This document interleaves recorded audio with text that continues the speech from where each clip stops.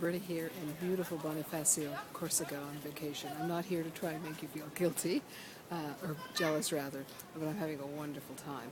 But I want to take a few minutes and talk about the experience I had of putting together the Autistic Amazing Women's Special Edition last week. I had the privilege of interviewing three specific women, Yvonne Malinchuk, Lenora Gregory Callery, and the irrepressible Jennifer O'Toole. And it was quite interesting to talk with them because while they all are on the spectrum, they were all uniquely different women.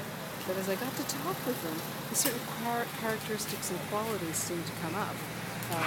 One of them, of course, is that matter-of-factness that certainly comes across for some people as being a little bit arrogant and self-boasting.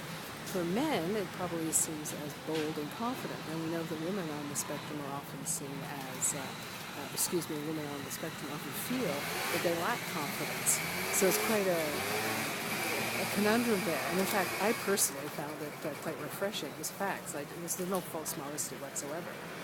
But what really impressed me about the three was the discussion that came up every time without any prompting about the role and the importance of mentoring women on the spectrum.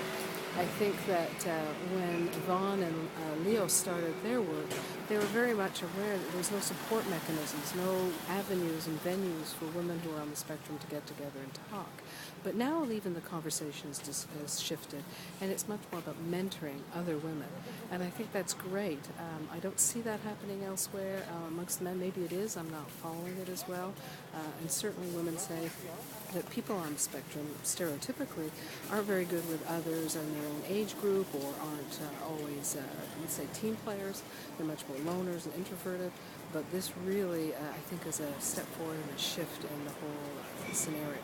Anyway, I want to take a few minutes just to share that with you and have you think about the role not so much of support mechanisms, which are certainly needed, or increased services, or certainly the increased proper diagnosis of women who are often missed on the spectrum. All of those are important, but these three women felt it necessary and what's working in their minds of the importance of mentoring other women, something we could all learn from, I think.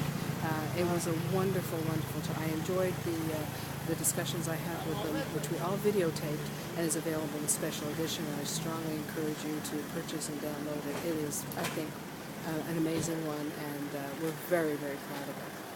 Thank you. It's Roberta again, and I look forward to talking to you again next month.